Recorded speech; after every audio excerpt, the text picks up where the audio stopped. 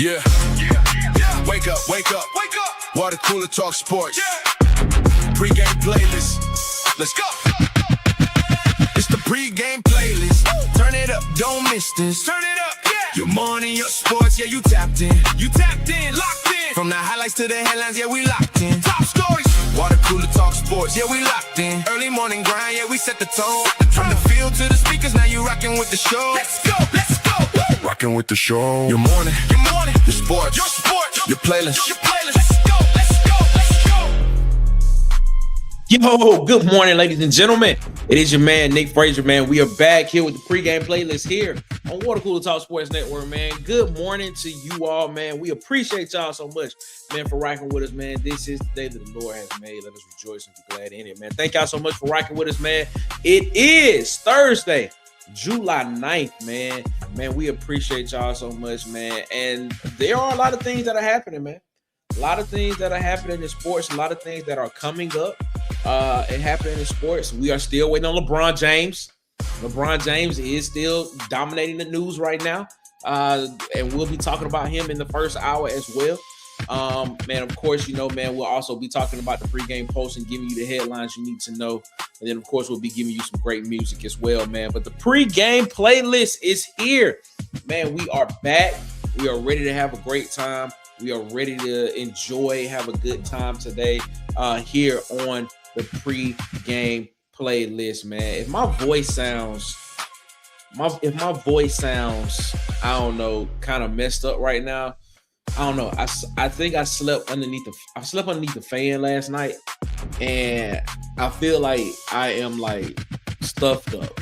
That's what I feel like. I feel like my sinuses are kind of stuffed up. My head hurt a little bit this morning, but I'm here. You know what I'm saying? It's all good. You know, it's all good, man. So we're going to keep this thing rocking. We're going to keep this thing rolling. We're going to keep this thing moving, man, even though I'm not feeling that great this morning. But we are here, man, and we appreciate y'all so much, man, for continuing to rock with us. For those that are watching, for those that are going to watch on the rewatch, man, we appreciate y'all, man, as well. But today's show, we're talking basketball in the first hour. In the second hour, we talking football, ladies and gentlemen. We talking football in the second hour. We getting close to NFL time, ladies and gentlemen. I am excited because the NFL season is almost here. Training camp is starting soon, ladies and gentlemen, and we will be talking about one team in the locker room talk in the second hour. I've already stated what we're talking about in the first hour. In the second hour, of course, you already know we're going to go with the flag on the play, one of my favorite segments in the show. We're going to give you some more pregame post headlines that you need to know. And then we're going to talk about the Denver Broncos, ladies and gentlemen. We're going to talk about the Denver Broncos in the second hour because there's an interesting development coming out of Denver. A very interesting development that's coming out of Denver with the Denver Broncos, man. Sean Payton is giving up play call. This is interesting. I'm gonna get my thoughts on that, man. I'm gonna get my thoughts on one Sean Payton deciding to give up play calling duties and potentially give it to someone and give it to the OC. We'll talk about it in a little bit more in depth in the second hour in the locker room segment of the show. But yeah, man, this is going to be a great show. And of course, man, we got some of the coolest music because this is the coolest playlist in your ear here on the pregame playlist on Water Cooler Talk Sports Network, man. We appreciate y'all so much, man, for rocking with us. If you have not, go and check out the Around the Cooler show from last night here on Water Cooler Talk Sports. Go check out Around the Cooler, man. It is our Monday and Wednesday night show that we do 8 p.m. Eastern, 7 p.m. Central Standard Time, Monday and Wednesdays. So go check out that show, man. Tell us what you think about the conversation over there. Tell us what you think about the production value over there. What you like, what you don't like. What can we do better? What can we improve on, man? So just let us know what you think about it, man, and everything of that nature. Ladies and gentlemen, we are getting ready to slide into our first break right here, man. Shout out to Big Sarge in the chat rocking with us. What's up, Big Sarge, man? Appreciate you so much, man. Appreciate you, my guy, for always rocking with us here, man. Thank you so much, man, for continuing to rock with us, man, as always. It is about to be a great day, man. Even though I'm not feeling as well this morning, man. I went to sleep last night and woke up this morning with a head cold. My throat hurts a little bit. and I just sound like my sinuses is just stuffed up. But it's all good, man. But we're gonna keep pushing through this thing, and we're gonna have a great time this morning. We're gonna get your morning started this morning, man, with your morning, your sports, your playlist. Ladies and gentlemen, y'all know what time it is, man. It is 5 minutes after the hour. We're gonna go ahead and slide into this first break right here, man. And when we come back, we're gonna get into the pregame post, the headlines that you need to know across sports, news, and culture. We'll be right back. Good morning. Yeah. Hey, you know what's going on? What? Still posted, still solid, still here. On my block, we don't sleep, we survive. No shit. On my block, yeah, the sun don't shine right. Nah. Long days, long nights, gotta grind right. Stay strapped, eyes open, that's life. Stay ready. If you slip one time, you could lose it all twice. Facts. On my block, where the real ones stand tall. 10 toes down, yeah, we answer that call. Yeah. From the corner to the stove, yeah, I seen it all. Had to learn real young, I can't trust y'all. Nah. Wake up early, hear the sirens in the distance. Woo. Same block, same pain, same issues. Mama praying, saying, son, just keep your distance. Amen. But the streets got a way of pulling you in it. Facts.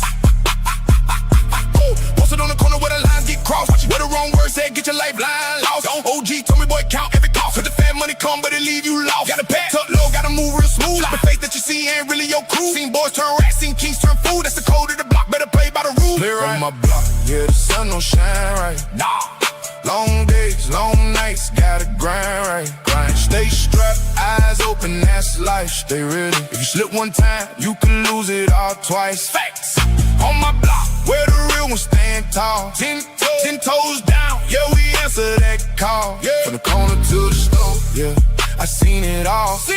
Had to learn real young, I can't trust y'all. Nah. Step on the block, yeah, I came with pressure. Hardcore, mind sharp, gotta move more clever. Locked in, ain't no love in the streets, no fear better, none. Either you eat or you starve, I'ma grind forever. Let's go, talk slick, get checked, that's word on the curb. Check it, see too many bodies laid out on the curb. Don't speak on nothing, I just move and observe. But I keep the vibe close, let it spark if I'm served. Boom. Day shift, night shift, I don't ever clock out. No rain, sleet, snow, I'm still running that route. They ain't built for the pressure, they gon' fold, they gon' doubt. I was raised in the storm, but to find my way out. Every scar got a story, every move got a reason. I done seen summer nights turn cold like the season, so I stay 10 down, ain't switching to leave it. Never Memphis, me or you, best believe I'm breathing. On God, on my block, yeah, the sun don't shine right. No. Long days, long nights, gotta grind right. Stay strapped, eyes open, that's life, stay ready. SEC football fans, this is your channel. Every Tuesday, it's time for SEC Season Live, the most interactive SEC football experience on the planet. Live chat voting, hot takes, weekly rankings, real debate, and you help drive the conversation live on air. Then, every Thursday, hit the reset button with Lunch Breaks, your lunch break destination for real SEC football talk. Reactions, storylines, and unfiltered opinions from across the conference. If it matters in the SEC, it matters here. Subscribe now to @It'sSEC Season, and don't just watch the conversation, be a part of the show. Don't be shy, hit subscribe, because this is the best playlist in your ears. It's the pregame playlist.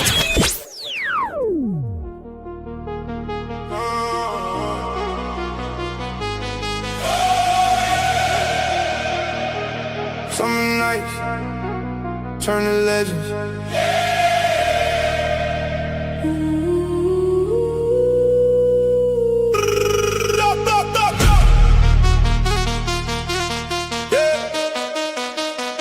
We outside in the night mode.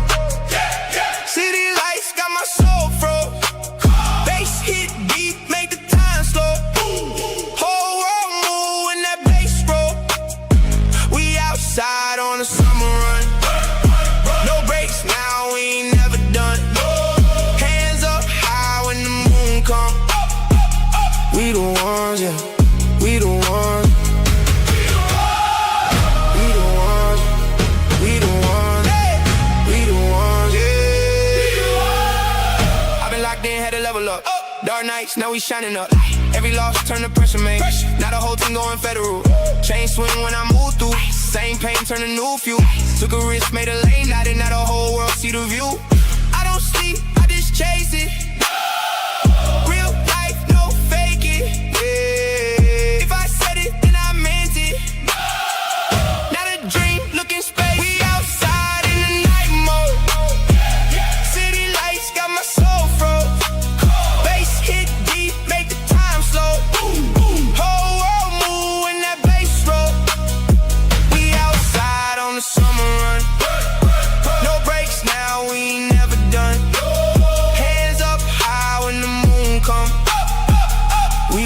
ones, yeah.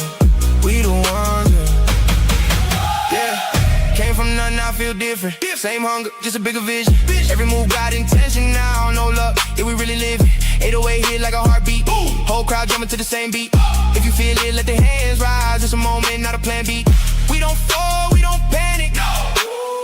Turn losses into advantage. Yeah, every summer we leveling up. Now the vibe feels cinematic. We came too far now. Far now, Can't slow down, no way. no way. All this pressure make diamonds. Diamond. Now we shining all day. We outside in the night mode. City lights got my soul froze. Bass hit deep, make the time slow. Whole world move when that bass rolls. You get the door locked in. Get to the pregame.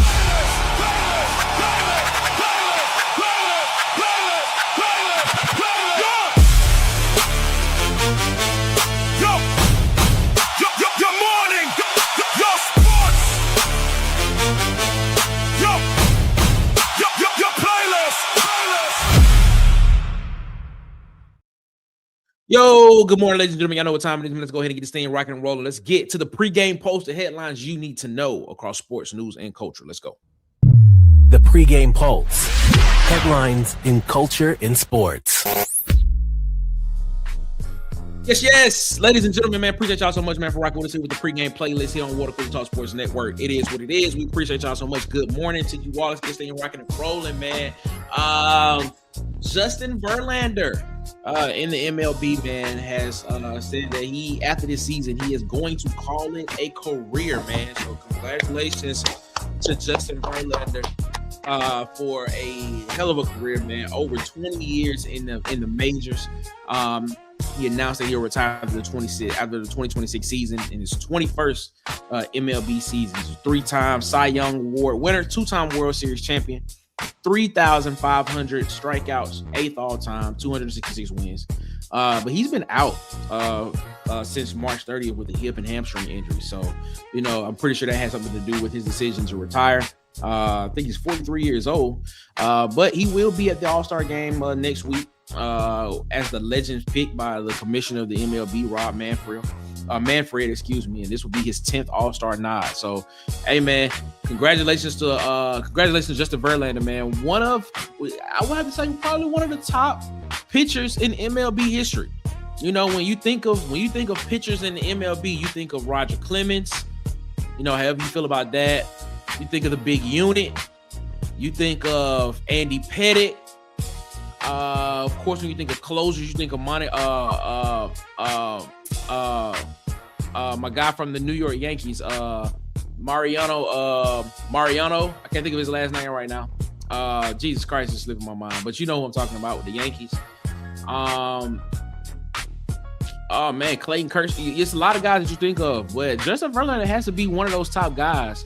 Mariano Rivera, that's his name, the closer with the Yankees. I knew it was gonna come back to him.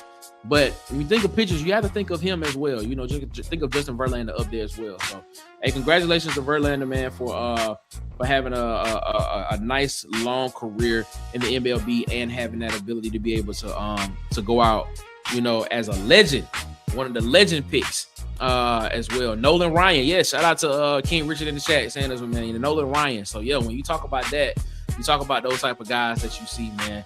Let's get to the WNBA, man. WNBA, man, I'm telling you, man, if you're not watching the WNBA, start watching the WNBA. It is great, exciting basketball to watch, man. I'm trying to tell you.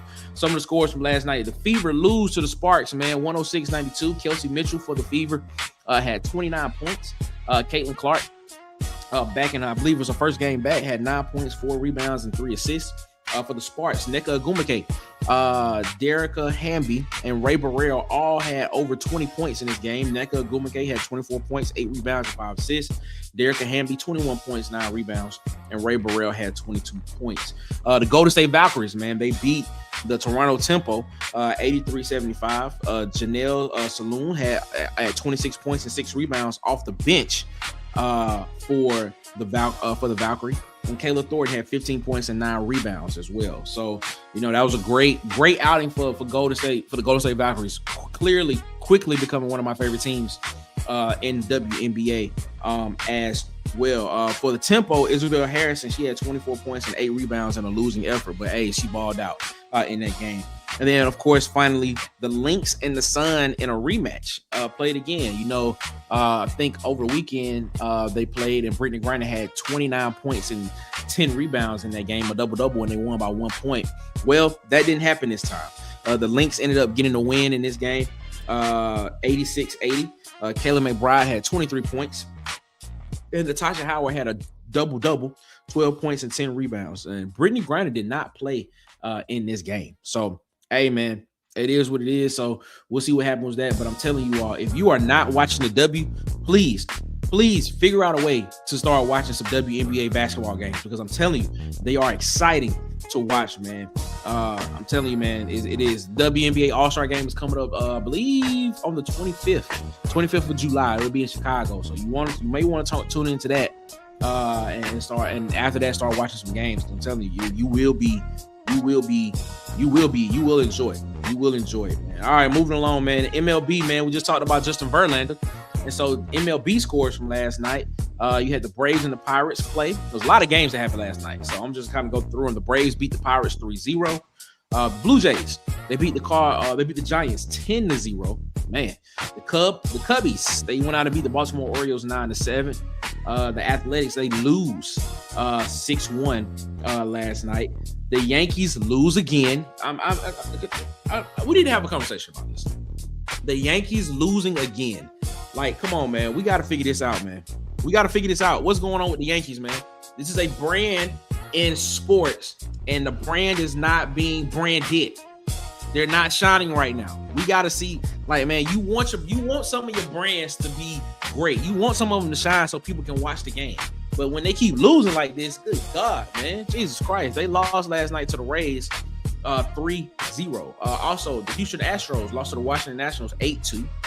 The Red Sox beat the White Sox 5-0. The Cardinals also beat the Brewers 5-1. And the Angels beat the Rangers 13-1. Also, the Padres ended up beating the Diamondbacks 10-4. And, of course, the Dodgers ended up beating the Rockies after losing to the Rockies earlier in the week. The Dodgers beat the Rockies 4-3. That is the MLB scores from July 8th, man. Let's go back to the association, man. Chris Middleton. We talked about this a little bit yesterday, man. Chris Middleton is headed back to the Washington Wizards via a sign and trade from Dallas. Chris Middleton won the championship with Giannis Antetokounmpo. And then after that, they decided to ship him off to Washington. After he was traded to Dallas, and now he's back with the Wizards. And in the trade, he's going to sign a 3-year, $17.6 million deal. It's a massive 16 trade involving the Pistons, the Grizzlies, the Clippers, the Bucks, the Mavs, and the Wizards. So, hey, man, it is going to be an interesting situation for Middleton. I believe Middleton has the opportunity, in my opinion, to go in there and help AJ DeBonsa and help that team, because he is a champion. He has the ability to go in there and potentially help that team win some games and give them some championship pedigree, because you do have, like I say, Trae Young, Anthony Davis, who's won a championship as well, DeAndre Ayton, and of course AJ DeBonsa. You got a very cool little attractive core there that potentially can make some things happen when the season starts. Also in the association, man, Caris LeVert is being traded to the Bucks, also part of this 16 deal. The same 16 deal, excuse me. Detroit sends Chris LeVert and 2 second-round picks to Milwaukee for Taurean Prince and Gary Harris. So the Bucks are trying to figure out a way to retool their roster after sending both Giannis Antetokounmpo and Bobby Portis to Miami. And then, of course, they got some guys in return like Tyler Hero and some picks and things of that nature. So it'll be interesting to see what Milwaukee is looking like, when the season starts, where Milwaukee will be in this whole situation.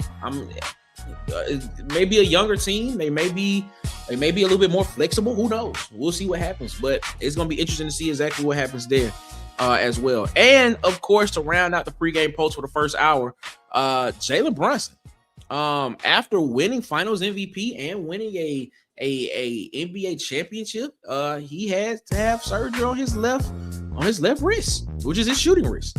You know, so apparently he played through this injury throughout the entire championship run. And while doing that, he was averaging 32 points, 6 points per game in the finals. But it's saying it's roughly going to be a 6 to 8 week process for the recovery. And they're saying they are expecting him to be back by the beginning of the 26-27 season. So, like I stated, if he had the surgery now, you're saying 6 to 8 weeks, 2 months from now. So you're looking at basically saying September. So he should be back by the time training camp starts, because the season does start in October. So that should give him enough time to recover. But hey, to realize that he went through that whole championship run with a wrist injury that needed to have surgery on it at the end at the end. Ooh, hey man, more power to Jalen Brunson, man. So hey, toughness. That's what it is, man. Toughness. Little guards apparently can't win championships, elite teams championships, but hey, he just did it. That is your pregame post for hour number 1, ladies and gentlemen. When we come back off of this break, we are going to get into this discussion about LeBron. Ladies and gentlemen, I understand. I know. LeBron James moves the needle. LeBron James is taking his time. But according to Shams Charania, there are 3 teams that are front runners to land LeBron. Not saying that other teams aren't in the mix, but apparently there are 3 teams that stand out. I want to talk about it. I want to get y'all thoughts on it as well, and I want to see exactly where he fits at the most between those 3 teams. I don't know. We'll see. I ain't put my thoughts about it when we come back after this break. Ladies and gentlemen, it is 22 minutes after the hour. This is the pregame post here on Water Cooler Talk Sports Network. Ladies and gentlemen, good morning. One call, that's all.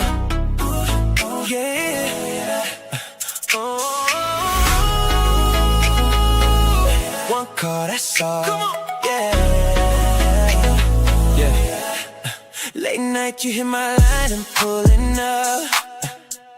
No stress, no games, girl, you know what's up. I don't gotta say too much, you read my vibe. Every time you call, I'm on your side. That's right. You don't gotta wait, no hesitation. I'm already on the way, no conversation. When you need that love, no replacement. I'm right there. Ooh, one call, I'm there in a minute. No pause, you know how I'm living. No games, no limit. Girl, you know I'm with it. One call, you don't even gotta say much. Put up, yeah, I'm bringing that same touch. All night, we ain't never gonna rush. Girl, it's one call. That's all. Ooh, call me up. That's all. Call me up. That's all. Ooh, one call. That's all. Look, one call, I'm sliding, no delay. You ain't got a question, girl, I'm on the way. Got you feeling different when I'm in your space. Yeah, you know the vibe, I don't gotta say. Top down, late ride, city lights. You and me, that's a different type. If you need me, I'm there every time. Yeah, let's go. No second guessing when you hit my phone. You already know you ain't alone. I'm pulling up, yeah, I'm locked in. One call, I'm there in a minute. No pause, you know how I'm living. No games, no limit. Girl, you know I'm with it. One call, you don't even gotta say much. Put up, yeah, I'm bringing that same touch. All night, we ain't never gonna rush. Girl, it's one call. That's all. That's all. Ooh, yeah. That's all. Press play. On the pregame playlist. Your morning, your sports, your playlist.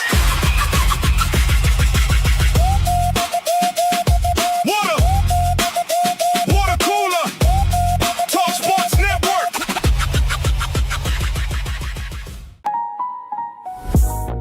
Everybody wants to look like a star when they step out, including you. That's why Hollywood Media got you covered. From clean portraits, corporate events, and even athletic events, they capture it all. These ain't just pictures. This is your moment. Follow now on TikTok, Instagram, and YouTube at Hollywood_media. And follow on Facebook at Hollywood Media with 2 A's. Hollywood Media. Feel like the star you are. You're now listening to the Pregame playlist on the Water Cooler Sports Network.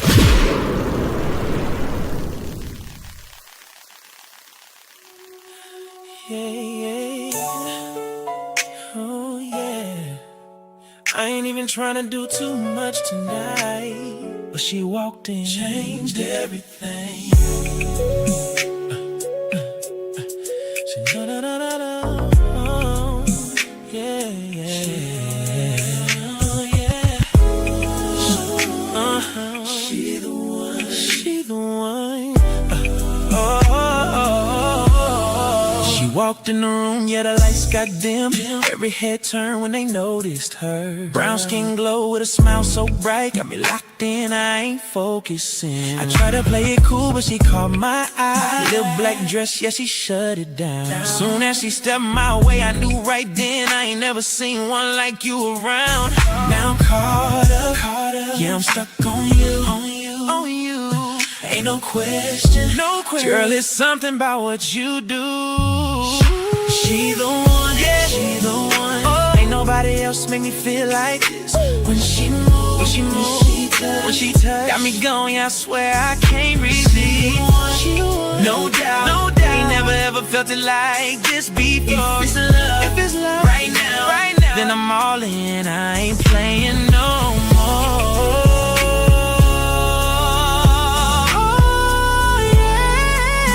My baby, now we vibing to the rhythm, body on mine. Got me thinking I can make you my girl. Conversations got me lost in time. You ain't nothing like the rest of the world. Nah, you the type I bring home to mama, but you still got that late night vibe. Yeah, little bit classy, little bit savage. Girl, you everything I like. I don't even care who watching. Girl, you got me all in. If this feeling what I think it is, I ain't never gon' fall back again. She the one. Nobody else made me feel like this. When she moves, when she touch, got me gone, I don't ever wanna miss. She the one, no doubt. I'm locked in, yeah, I'm all yours now. If it's love, girl, I mean it, I ain't backing down. Ooh, my baby, yeah. Girl, I done been around the world, but I ain't never felt this way. You got me thinking long term, like forever ain't too far away. If you let me, I'ma show you love. Everything that you've been dreaming of. I ain't trying to rush it, but I know.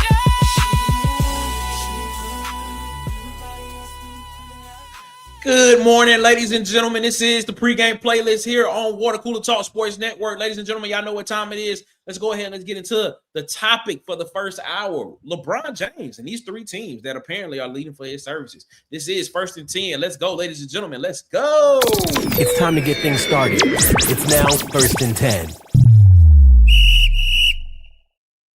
All right, man. It is 1st and 10, man. The topic of discussion here in the first hour of the pregame playlist, 29 minutes after the hour. We're gonna talk LeBron James, and here to do it with me for this segment is your guy, our guy, everybody's guy, your favorite insider, our favorite insider, everybody's favorite insider. It is Ant the Insider. Ant, what's going on, man? How you feeling this morning, man? Oh man, don't tell me Ant. We losing Ant. We done lost Ant, ladies and gentlemen. Maybe Ant will pop back in here in a minute. All right, man, but we'll keep it going. We'll keep it rocking and rolling, man. Shout out to everybody rocking with us in the chat as well, man. We thank y'all so much. If y'all want to join into this conversation, the link is at the top here. There is the link right there if you want to join in on this conversation as well. Oh, there we go. I think we got Ant. back. Is Ant with us? Nah, Ant is not with us, man. Shout out to the Huggy Bear rocking with us as well. What's up, Huggy? Shout out to the Travell in the chat. What's up, Travell? Oh, man, shout out to all y'all rocking with us, man. We appreciate y'all so much, man, for continuing to give us the opportunity. All right, let's get into this conversation, man. 3 teams, apparently, according to Sean Sharani, ESPN, Sean Sharani, there are 3 teams that are leading for the services of LeBron James. Now, when this happened, right, when LeBron first announced that he was not going to re-sign with the Los Angeles Lakers. A lot of speculation came out. The first team that a lot of people were saying, the Golden State Warriors, is where LeBron wants to go. The Golden State Warriors is where he's trying to go. And now, Shams Charania is coming out and saying that, hey, Golden State is not one of the three. The three teams that they're saying that LeBron James' services are ready to render are the Miami Heat, the Philadelphia 76ers, and of course the Cleveland Cavaliers. So we want to discuss which one is the best fit for LeBron James. Now that we have this information from an insider in the industry and in the sports, I guess this makes it a little bit more narrow and a little bit more clear. Ladies and gentlemen, I think Ant is back with us. Ant, what's going on? You with us? Yes, man. That was a great introduction. You can't hear me? There we go. We got Ant now. Go ahead. Okay, my bad, man. That was a great introduction, Nick. I'm sorry about that, y'all. I had a phone call. They got me running like a slave today. Jesus Christ. And the 76ers, the Heat, the Cavs, they are saying that these are the three teams that are leading for LeBron James' services. Which one of these teams make the most sense for LeBron James? Neither one, in my opinion. What? What? Do we really? This is why. Do we really think LeBron's gonna be a third option? And if he goes to Philly, he'll be a fourth option. Do you really think LeBron's gonna be with that? Come on, and so you don't think so? Out of the three, you don't think the Cavaliers is the best option for LeBron James right now? It makes the most sense, because if this is his last year, why not go out in your hometown?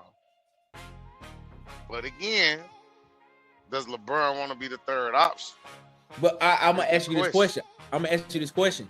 Does it matter if LeBron wants to be the third option, or will it just happen to be that way? Like, I think, okay, here's the thing.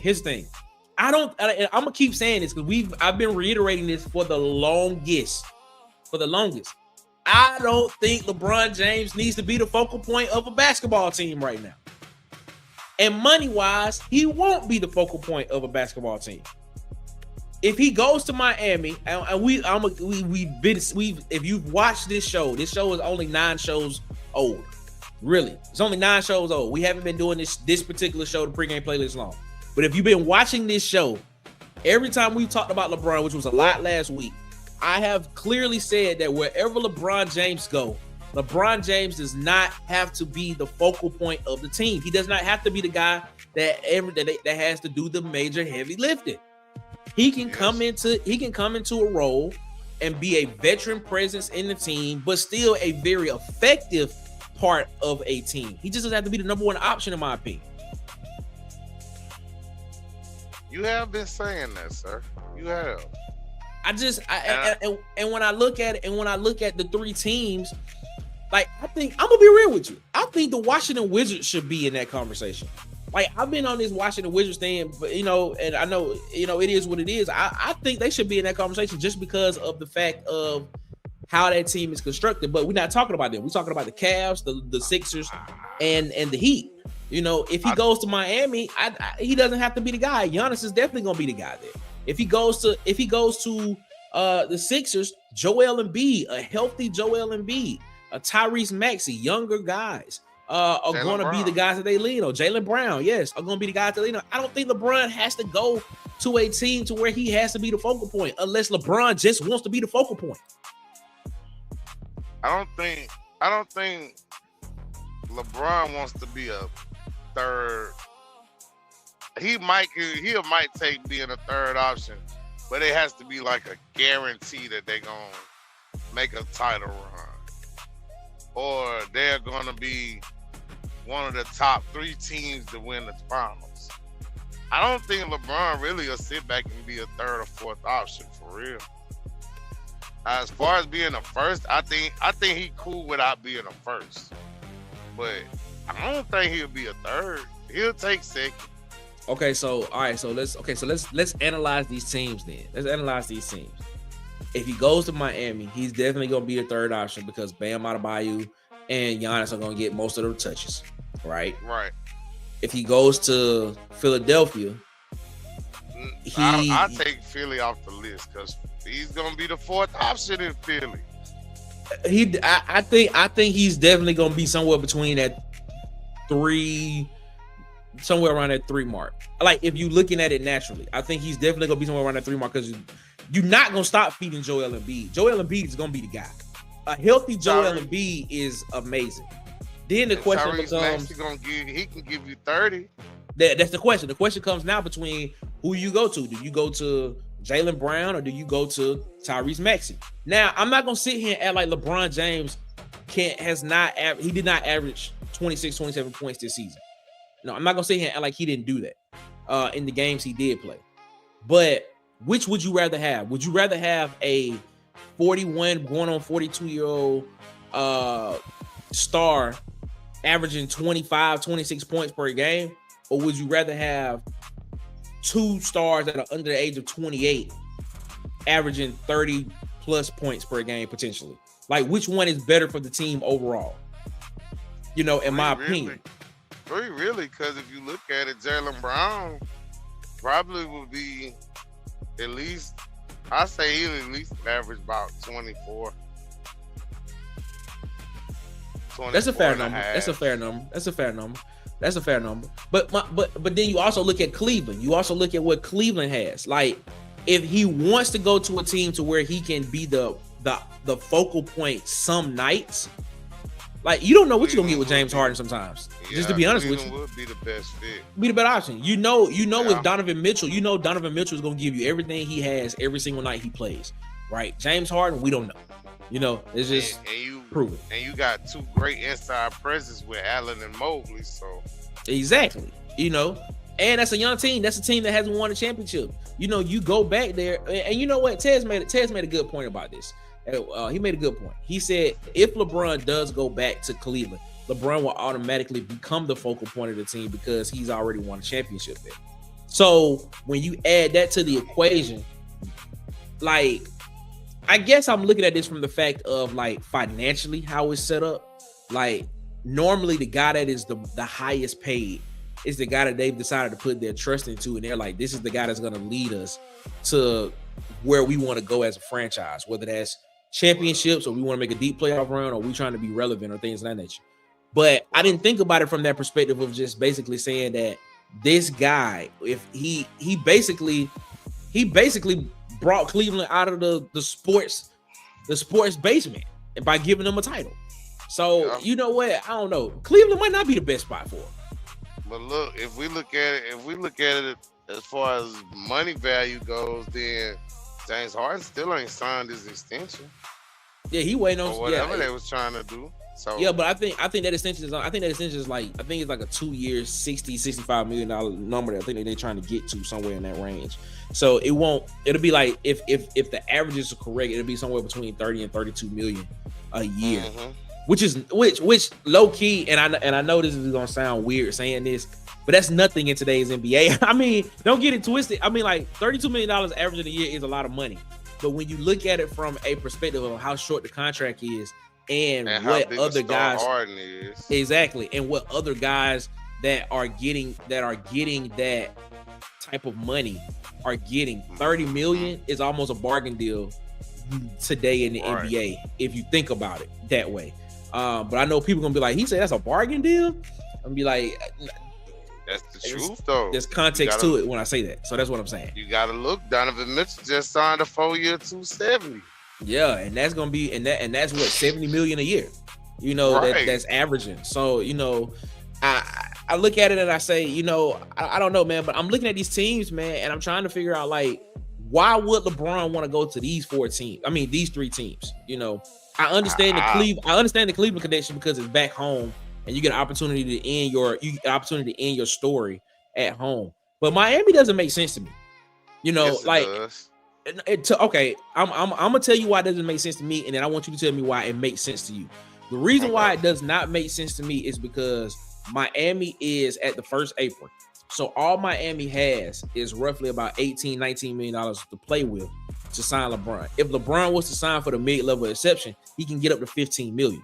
Okay, so basically, you're basically saying that you're looking at this and you're saying, and that $15 million will be spread over however many years that he plays. So it won't be a $15 million all against their cap this year.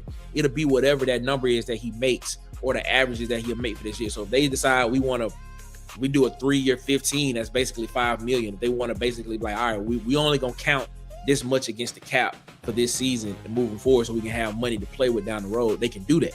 But I don't see the Giannis and Bam on that team are going to basically keep the middle of the lane clogged up for LeBron James, in my opinion. You don't have perimeter defenders on that team. You don't have perimeter shooting on that team. You sent Tyler Hero away to get Giannis. Norman Powell is gone. I don't see the attraction to it unless Pat Riley is able to go get some guys on some veteran deals or unless he's able to work his magic. I don't see Miami being a title contender in the next 2 years. But I can see Miami being a title contender, 3, 4, 5 years from now. I can see that. But in the next 2 years, I don't know it. I don't know if I see it because I think LeBron James probably wants to play maybe another year or two. And if you're looking at it from that perspective, I think that Washington, the Sixers, and Cleveland make the best, in my opinion, are the best options because of what you have in Washington with a young core. You get to play with AD, and you have Trae Young, and you also got the lineup set up in Philadelphia for you right now. And then of course Cleveland. Cleveland just played in the Eastern Conference Finals last year against the Knicks. So I mean, I look at it, and I'm just saying, I think those three are better options if you want to go to the Eastern Conference than Miami is right now. Okay, so we look at this, right? We can. Those points are the most sensible. But the reason why I say Miami does make sense is because Pat Riley and Spoelstra. Okay. They'll probably, like you said, LeBron will probably want to bring some vets in and help the team out in that way. And so basically make the Miami team older. Make Miami, the team older. Miami gonna let it. Oh, come on. Pat Riley probably gonna let him, bro. They ain't gonna win nothing if they do that. They ain't gonna win that. They gonna be old. They ain't gonna be able to run up and down the court. What was the problem with the Lakers, bro? What was the problem with the Lakers? The Lakers were old. They were old. They tried to get young and it didn't work. It worked a little bit, but it didn't work. You remember the Lakers was old as I don't know what. They was old as dirt. What was the joke? What was the joke that Charles Barkley made? He was like, man, the team was like 103 years old, 120 something. The number would always go up every time he would say it. But every old time. Team. And I'm gonna be honest with you, bro.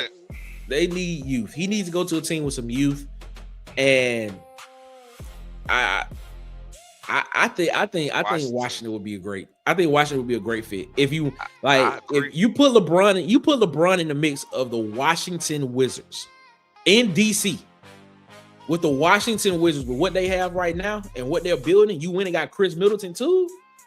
Come on, man. I think Washington would be a top 3 team in the East if you add LeBron to that mix. I already think Washington is a playoff team right now the way that they set up. But if you add LeBron James to it, they potentially become a semifinals potential Eastern Conference final contender in year one. That's big praise though, Nick.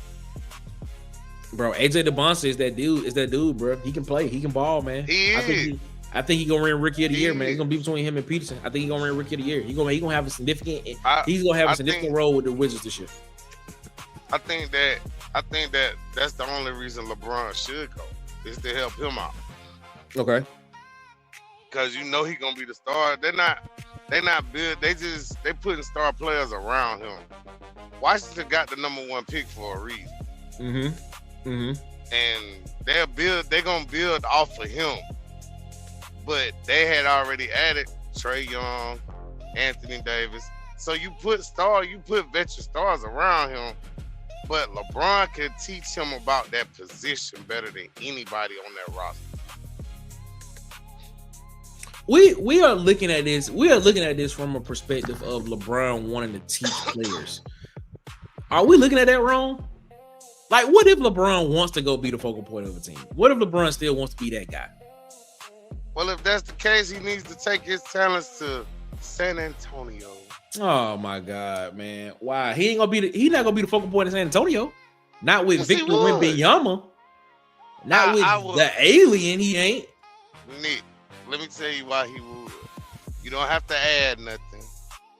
You wouldn't take nothing away from that team. And adding LeBron would be great for Victor. Because let's just be honest. That playoff showed all his weaknesses. That final showed his weakness. New York exploited him. And with LeBron there, it'll take the pressure off for him. Because, come on, who else do they really have? I mean, Castle and Vassell are great. But they're young. Mm-hmm. Ron Harper's son is going to be a monster. Mm-hmm. He's still young. Mm-hmm. You bring LeBron in for the veteran presence, and if he wants to be a top 2 option, he can be. And you still probably, you not hurting their averages. I feel like between Washington and San Antonio, it'll probably be your best 2 options. I mean, you making a good point. I get what you're saying, but I don't see it. I see it, but I don't see it. I'm just gonna be real with you. I see it, but I don't see it. You know, I'm just saying, if he, bruh, I feel like LeBron shouldn't want to be a number 1 option. And if But he what if wanna be a LeBron? number But what if 2, LeBron wants to be a number 1 option? Well, he might have gone and retired. Bruh. Unless he's just going somewhere to sell tickets like Atlanta or maybe Orlando or somewhere like that. Big Sar said LeBron will take the pressure off every team's best player. To be honest, I mean that's a fair fact. With that. That's a fair fact. That is fair. That's fair to say. He will take the pressure off any other team's best player. But do you want LeBron to be your number 1 option? Right now in his career now, if I want to win a championship, LeBron is number 1 option. I don't think you can do that. And people may disagree with me on that. But I think the best version of LeBron right now at this particular point in his career is a LeBron James that is somewhat of a more of a facilitator than he is the guy that is the leader of the team. Like a Melo and OKC type? Nah, not coming off the bench. I'm not saying he coming off the bench. I mean, he could come off the bench, but I'm saying Chris Paul in Houston. I don't know. I look at it as more of like, I think LeBron is still averaging, like what this past season, LeBron averaged 26, 27 points per game, something like that. That is still worthy, but that was more of, I don't know if that was more of him having to do that or more because he did or more because he just did it. You know, not more him having to. Because you gotta think, Luka went down. Okay. Austin Reeves went down. Okay, I get what you're saying. So who else was gonna be who else was gonna be the option? That's a good point. Hachimura, no. Payton, no. That's a good point. So yeah, I don't know. I just don't. I don't think, bro. Let's just be real, bro. I don't care how old we get, bro. Dude, 41 years old. At some point in time, bro, age is just gonna catch up to you to where you're just not gonna be able to do everything that you was doing before. You go what I'm saying? So I look at it and I just be like, man, right now, I wouldn't want LeBron doing that much. You know, I would want LeBron to play as much as he possibly can throughout the season in every game, but that doesn't mean I need him to give me 27, 26 points a game. If LeBron could give me, if LeBron right now could give me 20 points, 16 to 20. Yeah, 16 to 20. Give me 16 to 20 points a game. He can give me 9 to 11 rebounds a game, and then now he's a facilitator to the guy or the 2 guys ahead of him that are a little bit that are younger and that can move. I think that's a recipe for a championship winning team, because to Big Sarge's point, LeBron is still going to be a threat whenever he steps on the floor. Whenever he steps on the floor, he's still going to be a threat to another team because he's LeBron James. You know, so I don't know, but man. With you saying it like that, then Philly might be the best option for him. It could be. You know, like there are so many different avenues when you talk about this. Like what? Like I think the central point about it is like, what is it that LeBron James wants to do? You know, like does LeBron want to be the focal point? Does LeBron still think he can be the focal point? And also part of it is, can he keep that up for a full 82 game season? You know what I'm saying? I don't agree with that part. He can't do it. You saw he started the season last year with sciatica. he missed like a month of games. The first month and a half at least. With like sciatica. So no. Like, come on, man. He's not gonna play a full season, but the games he does play is like, yeah, LeBron can put worry in you. He'll put fear in your heart. Yeah. You know what I'm saying? Like exactly. And I feel like with the way you said it, that may be how he should look at it. And if he does look at it that way, it maybe Philly is the best choice. Could be, man. But I know one thing, we're gonna keep talking about this throughout the offseason until he decides to go somewhere. And then when he do commit, we're definitely gonna be talking about, is that team a contender? Trust me, we will talk about it. Shout out to Mr. Campbell right here, my guy, Troll Campbell. What up, my guy? Appreciate you so much, man, for rocking with us. Here on the pregame playlist, man, here on Water Cool Talk Sports Network. We're gonna slide into a break right here. When we come back, we're gonna get everything set, because we're gonna get set for the second hour of the pregame playlist right after this. Ladies and gentlemen, man, where do you think LeBron James best fits? You tell us in the comments if you're watching now or were you watching on the rewatch. Tell us where you think LeBron James best fits and what his role should be wherever he goes when he does make that decision. Ladies and gentlemen, this is the pregame playlist, 52 minutes after the hour. Hey, we'll be right back right after this, ladies and gentlemen. Good morning. I used to think attention meant something. Like if you stayed, it meant I was enough. Yeah. But staying ain't the same as choosing. And I had to learn that the hard way.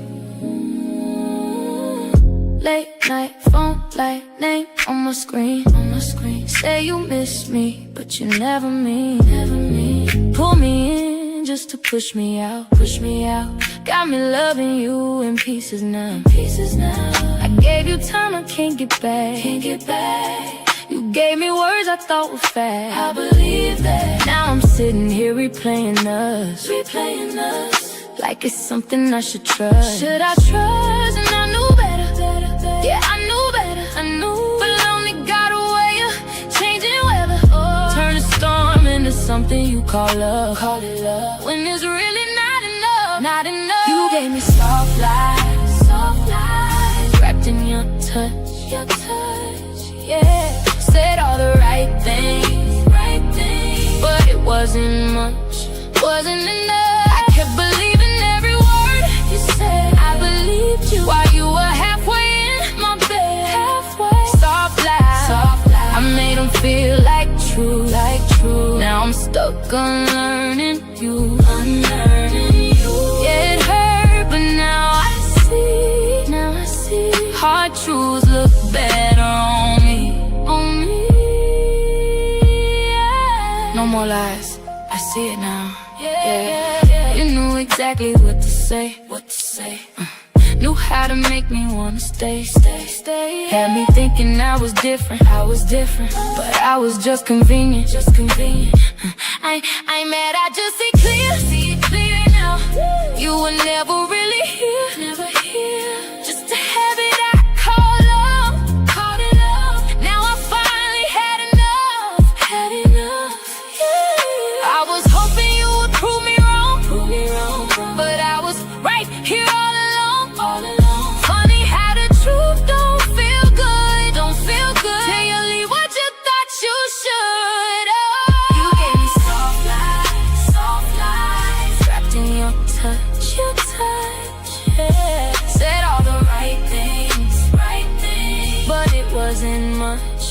wasn't enough. I kept believing every word you said. You want a solution to protect your family in a moment of crisis. Freddie Metro provides those solutions to protect your family and build real wealth. Serving Alabama and Georgia with trusted advice you can count on. Call him today at 678-870-4001. Freddie Metro, protecting families, building legacies. Why be anywhere in the world when you could be here with us? This is the pregame playlist on the Water Cooler Talk Sports Network.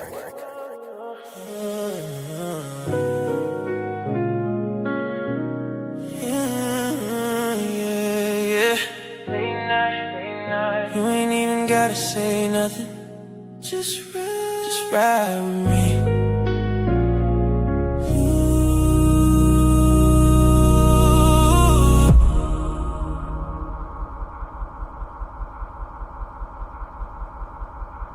You got your arms folded looking out the window. Street lights dancing off your skin though. Both tired of fighting over little things, but neither one of us ready to let go. And I know I said some things I shouldn't say. My bad. Pride get involved and emotions change. Now we riding through the city in silence, trying to find our way back before we break. And I hate when we go cold like this. Girl, your energy don't feel like this. Usually you reach over and hold my hand. Now you just sitting there distant, but I still pulled up, still came by. Cause loving you ain't something I can just turn off tonight. Turn off tonight. You ain't gotta say too much tonight. Just slide over to the passenger side. City lights reflecting in your eyes. We've been distant, girl, let's take a ride. No destination, just you and I. Woo! Windows crack while the night goes by. And if love's still living somewhere inside, then slide over to the passenger side. Passenger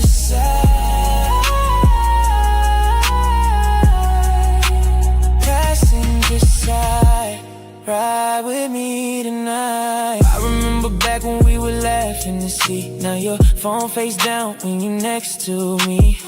Got me wondering if it's somebody else, or if we just lost what we used to be. And I ain't perfect, now I know my flaws. I know too many late nights, too many missed calls. But every time you leave, I swear it feel wrong. Like the whole city quiet when you gone. And I don't wanna start over, I don't wanna let go. Too much history between us, too many memories on these roads. Girl, look at me, do you still feel something? Cause even in this silence, your presence still means something. And if this our last ride, let me make it right before you say goodbye tonight. Oh, you ain't gotta say too much tonight. Just slide over to the passenger side. City lights reflecting in your eyes. We've been distant, girl, let's take a ride. No destination, just you and I. Woo! Windows crack while the night goes by. And if love's still living somewhere inside, then slide. Get your morning started. Yeah, with the pregame playlist. Your morning, your sports, your playlist. Let's go.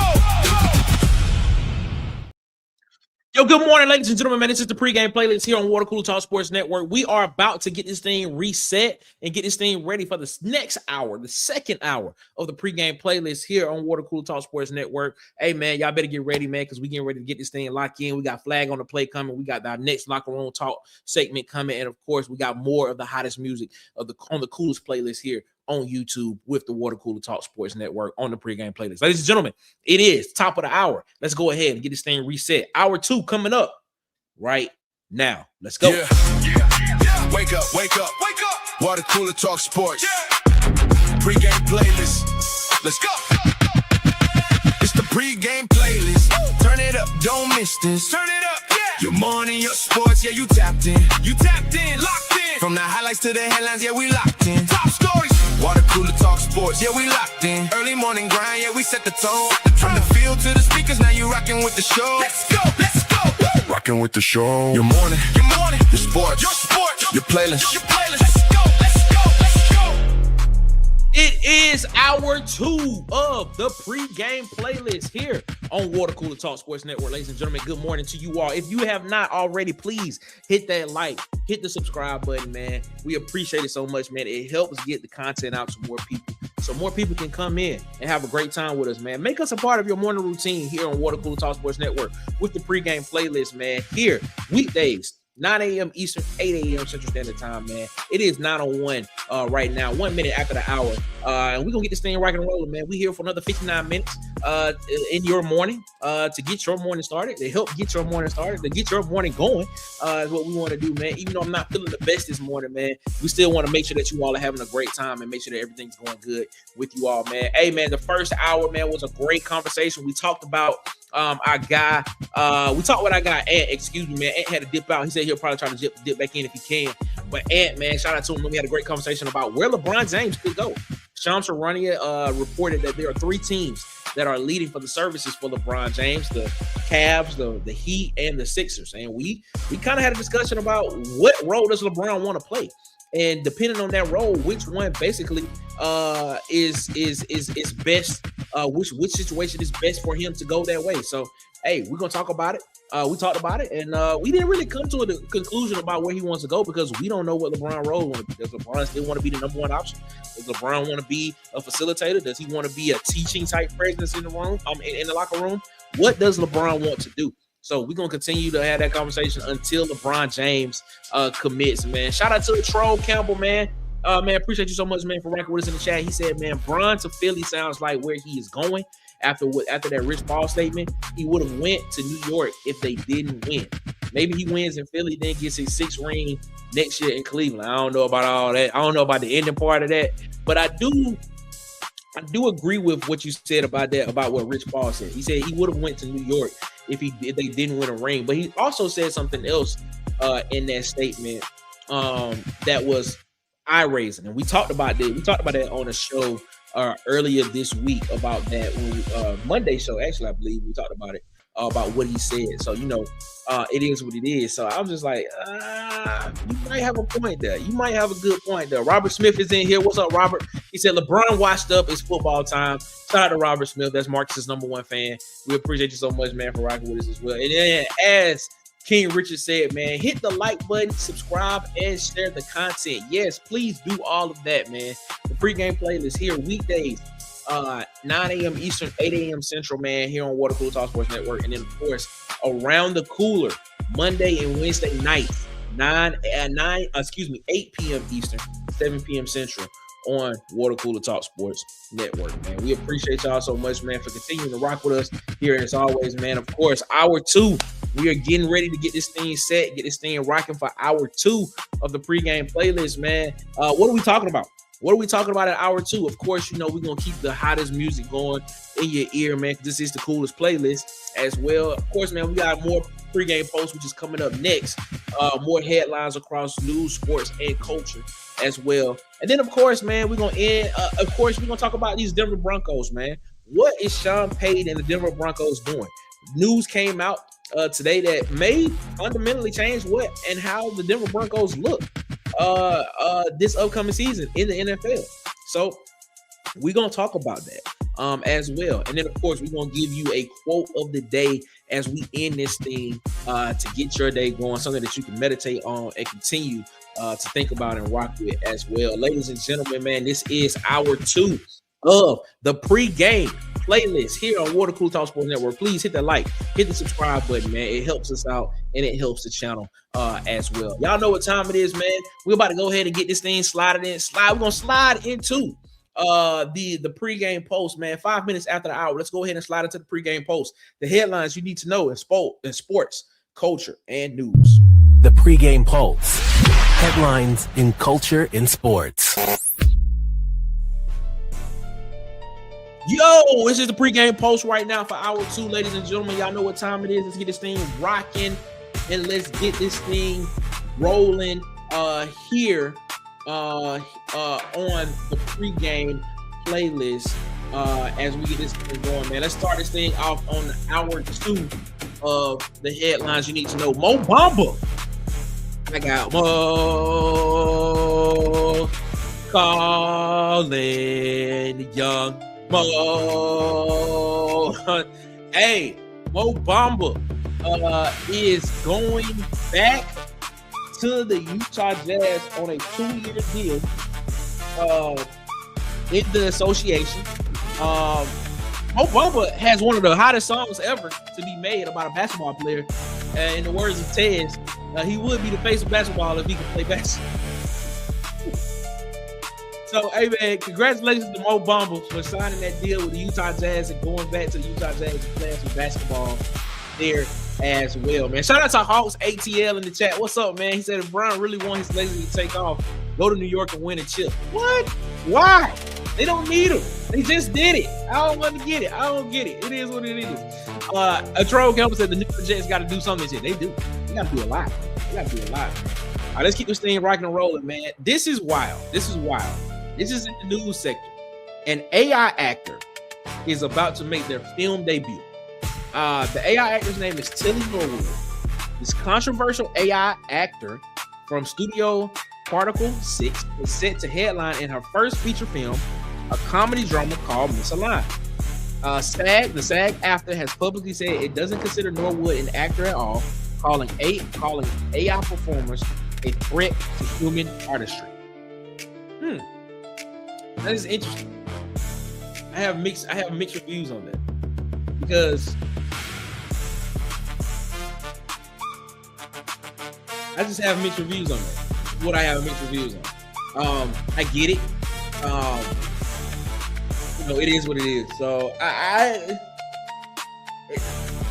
this is how I look at it. AI is creeping into every sector of society. So I look at it as if somebody who is not in this sector of AI, in this sector of the world that we're living in right now, if you don't know how to use AI to help further you, you don't know what prompting is, if you don't know why and how to use it responsibly and how it can help you further along your best bet to help you with your business or your personal life or whatever it is, I think you're just gonna fall behind. Now, but with AI does give you the ability to do a lot of things that you couldn't do before. Whether you didn't have the money to do it, whether you just didn't have the access to do certain things, AI now gives you that ability to do that. So, I mean, I don't know, man. I get it because I don't want AI replacing human beings. I think human interaction has to be involved in it some kind of way, but I don't want to just simply replace human beings and my things. I don't agree with that. Let's get this thing moving along. The Emmys. If you watched a lot of television, man, the Emmy nominations came out last night, and The Pit led all shows with 25 nominations. Hacks, which is a comedy series record, Hacks, which is a comedy series, had a record of 24 nominations in its final season. But here are some of the ones that I know that I personally have watched. Of course, when you look at Outstanding Lead Actress in a Comedy Series, Quinta Brunson from Abbott Elementary, I think it's one of the funniest shows on television right now. She was nominated for an Emmy Award. Abbott Elementary was nominated for Best Outstanding Comedy Series as well. Coleman Domingo and Tyler James Williams. Coleman Domingo for the 4 seasons and Tyler James Williams for Abbott Elementary were both nominated for some Best Supporting Actor in a Comedy Series. Janelle James for Abbott Elementary, she was nominated for Best Supporting Actress in a Comedy Series. 2 of my favorite shows that I've watched, that I sit down and watch, The Diplomat and Paradise. The Diplomat is on Netflix. Paradise is on Hulu. They were both nominated for Outstanding Drama Series at the Emmys. And then, of course, Sterling K. Brown, Outstanding Lead Actor in a Drama Series for Paradise. And then to round it up, Zendaya was nominated for Outstanding Lead Actress in a Drama Series for Euphoria. So it's going to be interesting to see what happens with that. Those Emmys will air September 14th. I can't remember what network it's on, but if you do watch those shows, if some of the shows that you watch on Netflix or ABC, NBC, wherever you watch them at, a lot of those shows got nominated. So if you want to watch that, hey, there it is. The Emmy nominations came out yesterday, and some of your favorite actors and actresses were nominated as well for these awards. All right, let's keep this thing rocking and rolling. The Emmy All-Star Weekend is coming up this weekend. And I look at it and I say, I ask myself the question, and well, me and Tez, people know, me and Tez, we having conversations off air. We've been having some really great conversations. But he asked the question, he said, is the MLB All-Star Weekend the best All-Star Weekend there is right now? And I sat and I thought about it, and I said, he might have a fight, because when you look at the home run derby with the MLB All-Star Weekend, when you look at the celebrity softball game that they have, and then of course the game itself, MLB All-Star Weekend is actually pretty exciting. And this year it's gonna be in Philadelphia at Citizens Bank Park. The game is actually next Tuesday, July 14th. You get a chance to watch the game, but also it's the activities leading up to it, and how it is presented, and how it is out there, man. I'm telling you, All-Star Weekend for the Major League Baseball is pretty good, man. It's a solid product. It's a very, very solid product. So I don't know, man. I would have to sit back and think about that, because I would probably say it is. At one point in time, I would say the NBA All-Star Weekend was definitely the best one. But I don't know, man. The thrill of NBA All-Star Weekend has just kind of went away from me, man. Like, the dunk contest used to be it, but the dunks aren't good anymore, for real. I think the last great dunk contest was between Zach LaVine and my guy from Orlando. What's his name? He's in Denver now. I can't think of his name, man. Name slipping my mind. But that was probably the last great dunk contest. I think the 3-point contest is actually what people watch All-Star Weekend for now, All-Star Saturday Night for, because it's just that exciting. Because the three-point shot has become the new dunk, in my opinion. But hey, I don't know, man. MLB All-Star Weekend is legit, bro. So I like it, man. Also, man, Deion Sanders, Big 12 Media Days is happening. Is happening this week, and Deion Sanders was there. Of course, representing the Colorado Buffaloes. And Deion said that, hey, man, he cannot wait for this season opener to start, against Georgia Tech, September 3rd in Atlanta. He said after a 3-9 season in 2025, he said he can't wait for this season to open, because they got a point to prove, apparently. Coach Prime, he battled a bladder cancer last year, which kept him away from the program for much of the offseason. He says he's healthy now, and he has his swagger back. I don't think Coach Prime ever lost his swagger, but he said he got it back. But Colorado brings in 66 new players for the 2026 season, and now they have to be able to come back in and bounce back from a 3-9 season after having a record 9-win season of the year before that. So we'll see what Coach Prime's do. You got Juju Lewis at quarterback. He went in and got some guys in the portal as well. Hopefully those guys can come in and help that team win some games and things of that nature. But we'll see what Coach Prime them got their sleeve this year in the 2025 season. 2026 season for the Colorado Buffaloes, man. And we're gonna wrap this thing up with some scores, man. We went over these scores in the first pregame post of the first hour. We're gonna go over them again. In the WNBA, man, the Fever lose to the Sparks 106-92. Kelsey Mitchell had 29 points. Caitlin Clark 9 points, 4 rebounds, 3 assists. Nneka Ogwumike, Derrica Hamby, and Ray Burrell for the Sparks all had over 20 points. Nneka Ogwumike 24 points, 8 rebounds, 8 assists. Derrica Hamby 21 points, 9 rebounds. Ray Burrell 22 points. The Valkyrie, Golden State Valkyrie beat the Toronto Tempo 83-75. Janelle Saloon off the bench for the Valkyrie. Valkyrie had 26 points, 6 rebounds. Kayla Gordon had 15 points, 9 rebounds. And for the Tempo, Isabel Harrison had 24 points and 8 rebounds herself. The Lynx beat the Connecticut Sun in a rematch, 86-80.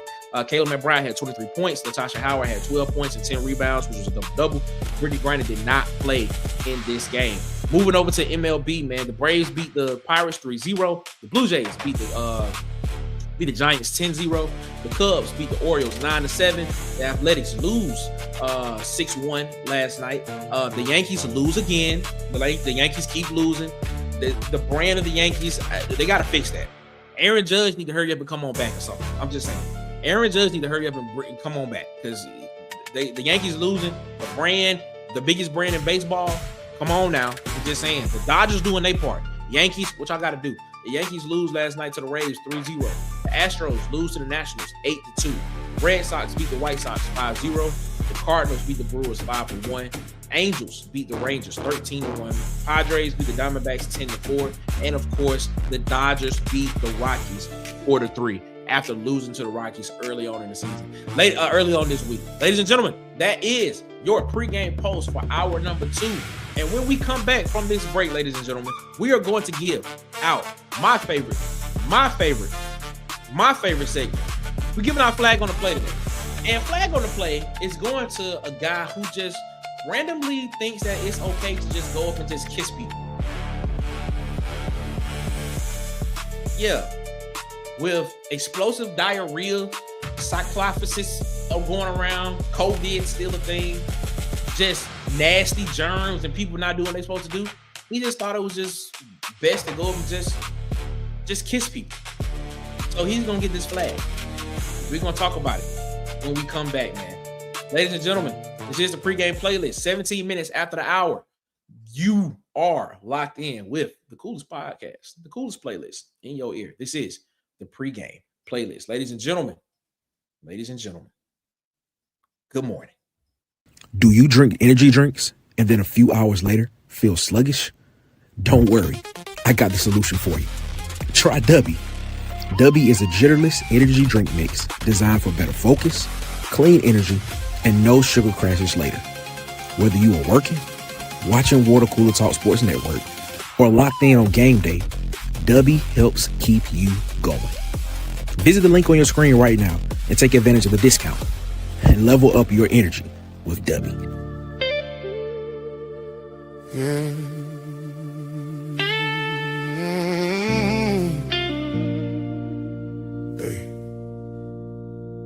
still here.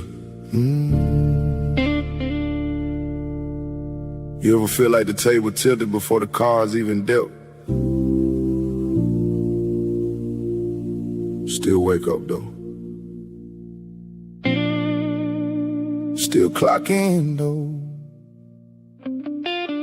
Still breathe though.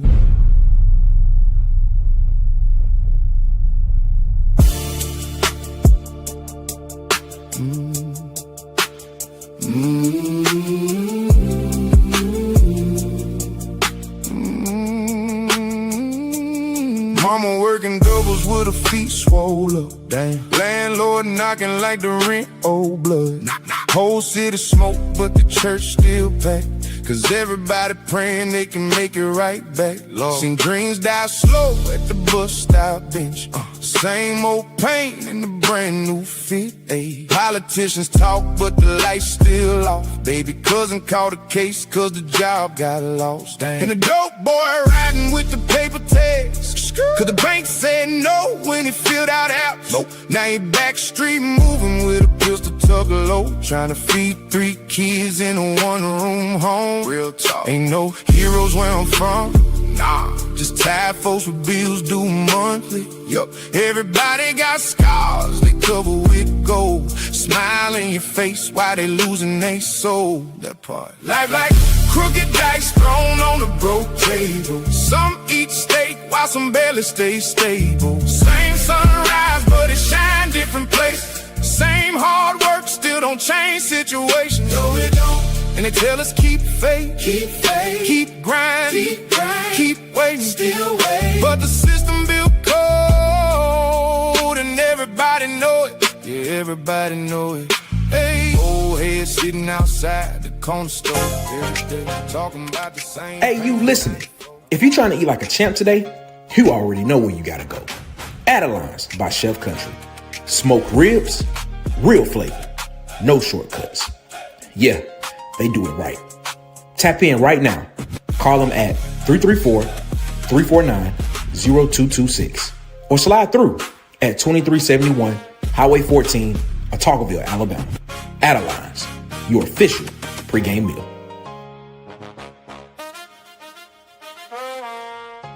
You're now listening to the pregame playlist.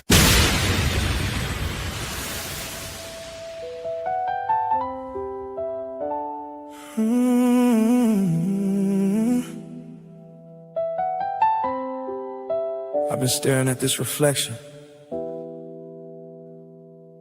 but it feel like a one-way mirror. I can see me, but I can't reach me. I've been staring at reflections, trying to recognize my eyes. Same skin, same imperfections, but something deeper don't align. Got this weight I can't explain, like I lost more than my way. I'm right here inside this body, but my soul done slipped away.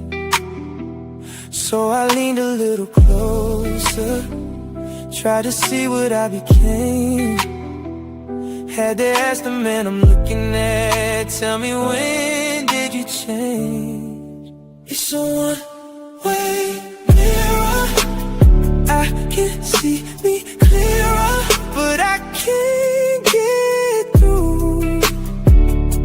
I can't get to you. It's a one-way mirror. You feel unfamiliar, same face I knew,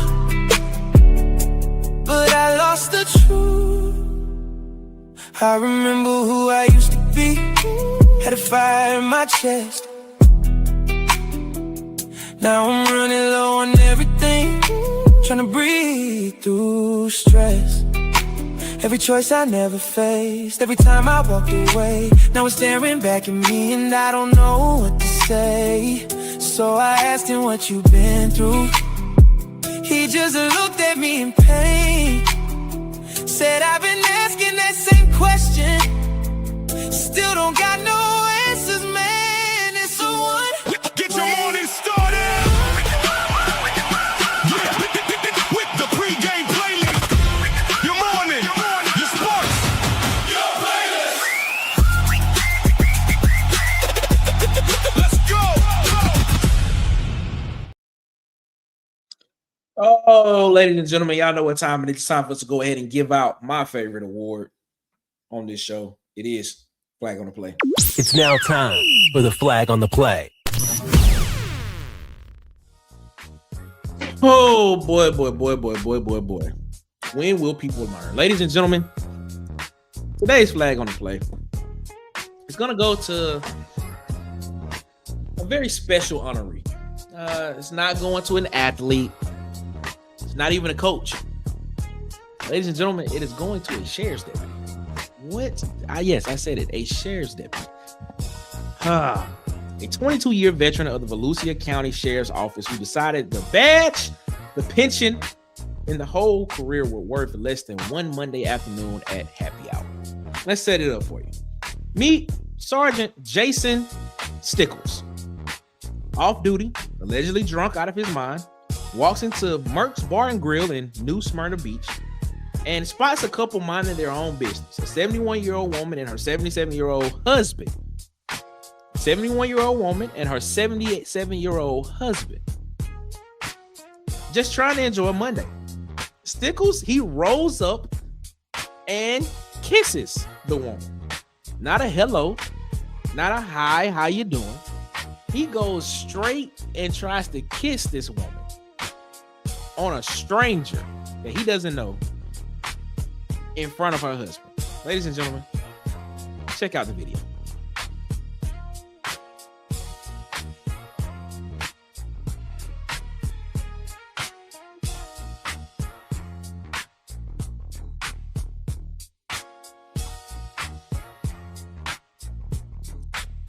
This is crazy.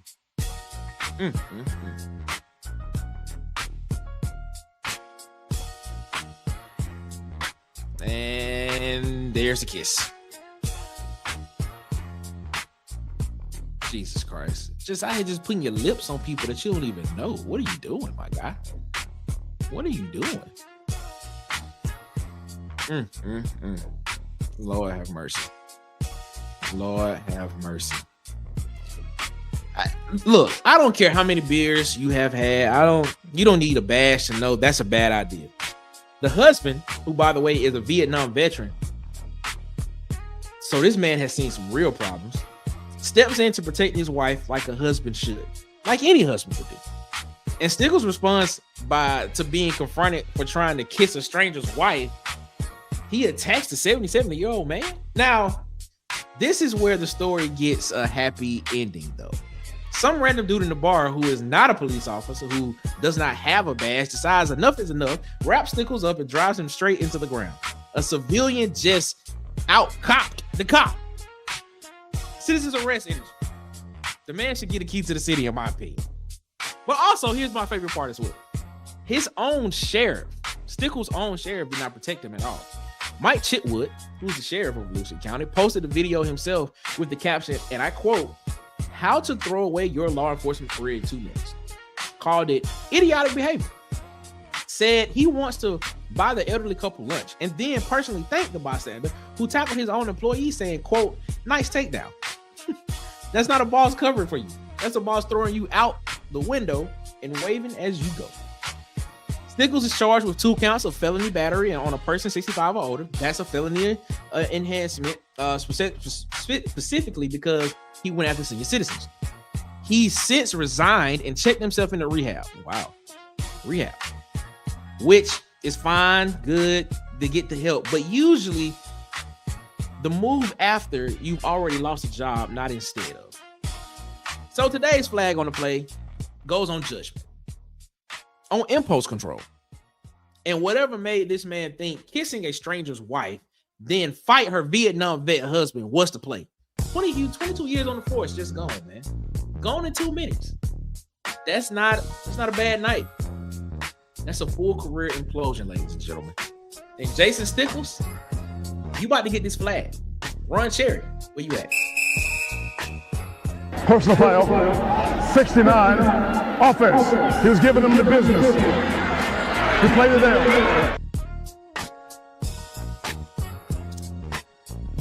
I don't know what's wrong with people, man. I don't know what made him think that it was okay for him to just go up and just put his lips on another person. And then that person be a woman who is married to another man. What was he thinking? I'm in that situation. Some dude you try to come up and kiss my wife. Oh, we fight. Yeah, we fighting, bro. One of us leaving up out of that mug some kind of way. Anybody just come put your lips on my wife? What? What's your problem? What are you doing? That's weird, bro. COVID still going around. We got cyclophasis, the explosive diarrhea happening. People don't wash their face. People don't brush their teeth. A lot of people don't clean their tongue. Like, what you coming up kissing me on my cheek and trying to kiss me? No, sir. Negative. Flag on the play. Flag on the play, bro. That was just not it, my guy. I don't know what you were thinking. That wasn't it. And he deserved. You know what? Ron Cherry, give him the flag again, Ron Cherry. Give him the flag again. Personal foul, 69, offense. He was giving them the business. He played it there. Somebody need to teach that man some manners. And the fact that he was a servant to the public as well, too. A servant to the public that was supposed to be protecting and serving. But he out here trying to protect and serve his flesh. I don't know, man. It's weird people out here in this world. I don't know. And the fact that it was from Florida, too. Florida, again. I don't know, man. It is what it is. Ladies and gentlemen, man, that is the flag on the play for today, July 9th. Let's go ahead. Let's get this thing rock and roll. Let's get into locker room talk, man. The discussion for our. This is Locker Room Talk. Yo, this is Locker Room Talk for hour number 2, ladies and gentlemen. Y'all know what time it is. We are going to talk about the Denver Broncos. There was an article that came out that that kind of resets everything and how everything looks, man. Shout out to Big Sarge. I want to put this up real quick. Big Sarge says Brady Sarge went to rehab after being exposed. Sound like that's what we're doing nowadays, looking for the right excuse. Big Sarge, thinking the same way. I just don't understand how old buddy just come up there and just put his lips on people. Bruh, COVID going around. We got explosive diarrhea happening. Bruh, people don't brush their teeth. I just don't get it. I don't get it, Big Sarge. I don't know it. I don't get that part. That part don't make any type of sense to me. If you know, tell me. If you understand, please tell me. That's what I want to know. Please tell me if you understand that, Big Sarge. Let me know. All right, let's get into this locker room talk for today, man. There was an article that came out on ESPN.com by Jeff Legwood. And the title of the article, if you want to go read it, it says, how will the Broncos offense change for the 2026 NFL season? Now, Denver Broncos, a lot of Auburn fans, if you're an Auburn fan, you know Denver Broncos is led by one Bo Nix. Was the quarterback at Auburn, ended up transferring to Oregon, and that transfer potentially helped him become a draft pick, a high draft pick. I'm not saying first round draft pick, and become the starting quarterback for the Denver Broncos.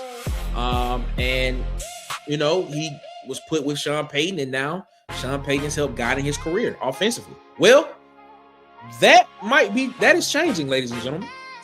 The Denver, in this article, it is noted that Sean Payton is handing over play calling duties to his first year OC Davis Webb. That is who he's handed over play calling duties to. You ask, who's Davis Webb? Well, Davis Webb is a former backup quarterback for the Giants in 2022. He's a QB coach under Sean Payton since 2023. And he has called plays in a real game exactly once. And that was a preseason game. Now, in that preseason game, they did beat the Arizona Cardinals in a preseason game. And he called plays in that game. Total 562 yards is what he did. But that's not the story here. That's not the story. I want to start at the end and kind of come back and then go back to the end of how I'm looking at this. Sean Payton is a control freak. Sean Payton wants to be in control of every single thing. He wants to know every single detail of everything, especially when it comes to the offense, because that's what put Sean Payton on the map. Sean Payton is on the map because of what he did in that 2009 Super Bowl in New Orleans with Drew Brees. That's where Sean Payton gets his clout from, because of what he was able to do there.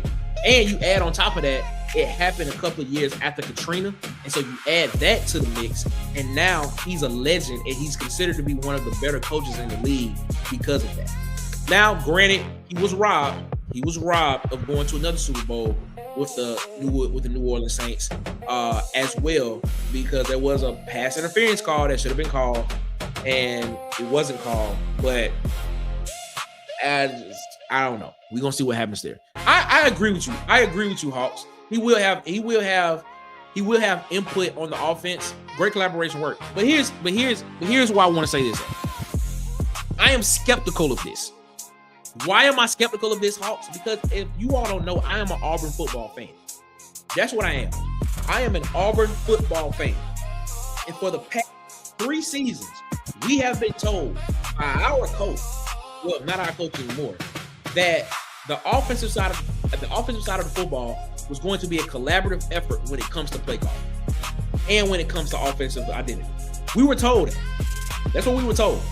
Now, there are ways that it works perfectly, and it works out fine that way, to where you do have people on that where it does work, to where during the week they come up with a game plan and one person calls the plays. That is not what was happening at Auburn football. Now, I know this is not about Auburn, but I have to use this because this is the reference that I have. There were literally 3 different people calling plays for Auburn football at one point in time during the season. One person was calling first down, one person was calling second down, one person was calling third down. That's exactly how it was. It wasn't explained as a collaborative effort, as it should have been. But the way it was explained as if one person was calling it down for each play. Now, if that is about to happen in Denver, we have a problem on our hands. You have a problem on your hands, Denver fans, if that's about to happen. Now, back to the fact of Sean Payton being a control freak. If, to your point, Hawks ATL, that Sean Payton will have say-so in the collaborative process of the way that the game is called, just continue to call plays. Continue to call. Like, here's the thing that I don't understand. My problem is not my problem is not him giving up play calling duties. My problem is that we all know, well, I'm not gonna say that we all know, but majority of people know that Sean Payton likes to be in control. If Sean Payton is giving up primary play call duties, but still having input into what plays need to be called during the week, then why did you give up primary play calling duties? Because guess what? The OC might not want to call those plays. He might want to do something differently offensive-wise that week, particularly to what that team is that they're playing. He may want to do something differently. He may feel like this play has a better opportunity to get what we want to get done. There is a strategy to this. He may want to be 55% running the football, 45% running the football this week. He may want to be 70% throw the ball, 30% throw the ball. He may want to use the screen game a lot this week.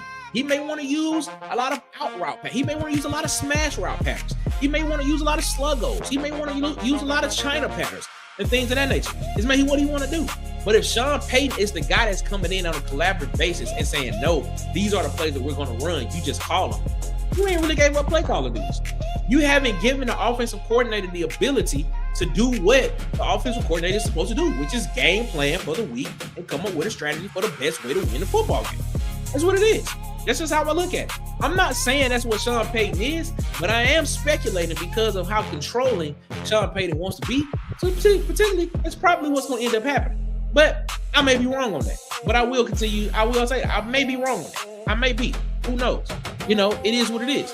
But when you look at this, Sean Payton's goal with his offenses is he wants to get this pace. He wants to play fast. You know, he wants to speed up the game. You know, you want to be able to get out ahead of your opponent as much as possibly can, get a cushion, and then lean on that defense is what they want to do. Because Denver has a very, very, very solid defense. If I'm not mistaken, I believe Denver's defense was in the top 5 in total defense last year in the NFL. So you're looking at this team and you're saying to yourself, does this team have to be so fast? Can they just basically rely on the defensive side of the football when you got Patrick Surtain in the backfield, in the back end, doing what Patrick Surtain do? You know what I'm saying? When you have, I'm looking at my list right here. When you have, I know I said Surtain. When you have guys, Zach Allen there as well, Franklin Myers on this team. I had to write these names down because I couldn't remember them by heart. But when you looking at how good this defense was for Denver last year, does this team need to have that much of an offensive identity? You know what I'm saying? I always harken back to, you know, the time in the NFL when the Ravens won the Super Bowl, and they won the Super Bowl with an offense that was not prolific. They won that Super Bowl with the defense, with Ray Lewis and those guys. Like I think I remember at one point in time in that season, and I believe this was the 2002 season, that Ravens offense went without scoring a touchdown for like 5 weeks, 4 or 5 weeks, something like that. And they went, if I'm not mistaken, I believe they went like 3-2 during that time stretch. For a team to go 3-2 during a stretch of period, to not score an offensive touchdown, your defense is amazing. I'm not saying Denver's defense is that, but I'm saying Denver's defense was good enough last year to be able to win some games for them. They won a lot of close games last year. You know what I'm saying? They won a lot of close games. You know what I'm saying? If you rely on the defense, let the defense do what the defense needs to do. That is your strength of the team. Let them do that. Hawks ATL, shout out to you, my guy. He said, you got to respect Payton. No one had Denver doing what they did last year. That's a fact. That's a fact. But the thing about that is, though, when you look at those games, I don't know how much of that you would put on the offensive side of the football. Like, was the offensive side of the football that much of them coming out and winning those games. Now, granted, they did have one of the best comebacks in the NFL last year when they came back in the fourth quarter and won that game. Defense gave up some points. Offense came back and did their thing. So they do have the ability to do that. But when you look at the totality overall of that team, was it because of the offense the reason why that team won games? Was it because of the offense the reason why that team made it to the AFC Championship? In my opinion, I don't know. That's a debatable question. That's a very debatable question. Now, here's the question. Here's another question that I have. How does this affect Bo Nix? How does this change potentially affect Bo Nix? Bo Nix last year, of course, we all know Bo Nix did not play in the AFC Championship game because he had the ankle injury as well. He's limited in offseason reps. So when you look at what Bo Nix did last year, I'm gonna pull his stats up real quick. So give me a second to get Bo Nix's stats up really, really quick here, so we can get what his stats were for the 2025 season. When you look at what Bo Nix did last year underneath Sean Payton, and I'm gonna be honest with you, I think the match of Sean Payton and Bo Nix is a solid match, because I think what they're doing on the offensive side of the football matches what Bo Nix does very, very well, which is why he had a standout performance at Oregon compared to what he was underneath with Brian Harsin at Auburn his last season there, and things stuff of that nature. Brian Harsin wanted to run more of a pro style offense, whereas at Oregon he was able to run more of that RPO style, fast paced and for offense.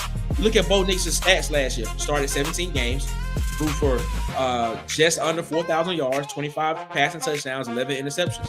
He had a passer rating of 87.8 passer rating, and a QBR of 58.3. QBR could be a little bit better, I think, but it's okay. Completion percentage, 56% completion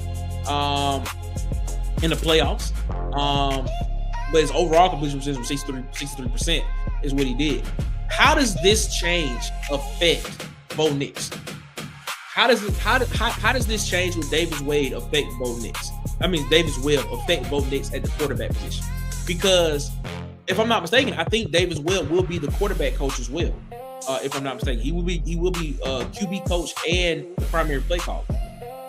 But the question that I have, it goes back to more of Sean Payton. Will Sean Payton really give up primary play calling duties, even though it is a collaborative effort? Potentially, will he give Davis Wade the autonomy to go out and be able to do that and do his job? Will he do that? That is the question. Because as I stated before, Davis Webb may want to do something. Payton may want to do something different. Does Webb at that particular point in time, does he look at his head coach and be like, I'm gonna have to go with what he say because he's the head coach? Or does he do his own thing and be like, this is what I believe is best for the team, this is what I believe is best for the offensive side of football? So I don't know. It'll be interesting to see, man. Hawk said the league is different now. You got to be able to score. The offense and defense both have to complement each other. Agree. I agree with you. There, you get no pushback from me there. You get none. But when you talk about complement doesn't always mean the offense has to be the prolific part. The defense, if your defense is just that outstanding, right? If your defense is just that good, and you know that you have a very, very, very solid, above all the elite status of the defense side of the football, if you have that type of team, then guess what? You know that in any situation when your defense is on the football field, they are going to do something to get you the football back or to cause havoc for the other team. So when you talk about complementary football, it doesn't always mean that the offense has to score a lot of points, because the defense could be able to just hold other teams down. And if your offense is able to score 17 points, or your offense is able to score 20 points, but your defense is holding people to 13, 14, 10 points, you still winning football games. You get what I'm saying? And also on the other end as well, if your defense is not as solid as you think it as it should be, guess what? Now your offense has to be prolific. Now your offense has to go out and put up 35, 38, 42 points a game potentially to go out here and win some football games. So complementary football doesn't always mean that the offense has to score a lot of points and the defense has to stop everybody. Because the point of the game is just at the end of the game have more points on the scoreboard than the other team. So if my defense is able to hold a team to 10 points, all I need is 13. Or really all I need is 11. If my offense is able to score 35, I just need my defense to get a stop and not let them score 36. So I don't know. I look at this and I look at this when I saw this story and I read it. I read it last night and I saw this story. I said I thought this was an interesting story because of the fact of it saying that he was giving up primary play calling duties. And I said, man, that is interesting. And I want to also ask a question of how long does this last? Like, how long of a leash does Davis Webb have? Now, Davis Webb, he's been underneath Payton since 2023. That's 3 years. In that 3-year time span, has built up enough rapport and enough trust, and things stuff like that. To your point right here, I'm about to get to this. Offensive coordinator got to do his thing from the jump. Payton trust you. But here's the question: Has Sean Payton built up enough trust with Webb in order to do that? Now, what will it take for Davis Webb to not have Sean Payton on his back like that? Is the question. What will it take for him to not have to worry about Sean Payton jumping in after a week and being like, all right, I'm taking play calling duties back? What would it take for him to do that? Is my question. That's literally the question that I have. Like, can Sean Payton can he not have the itch? Because there's an itch. When you are a play caller, when you are good at something like that, there's always an itch to get back to it. I'm giving you a good example. That's not Auburn. I keep using Auburn as example because Auburn is a football team that I'm close to that I watch. Of course, South Alabama is too. And of course, a lot of teams in the SEC. But Auburn, I always have my eye on because that's the team that I care for and I root for in the SEC. But when you look at what Gus Malzahn did at Auburn, when Gus Malzahn was great, Gus Malzahn was calling plays. When his teams were on the cusp of winning national championships, winning SEC championship, Gus Malzahn was calling the plays because Gus Malzahn knew his offense.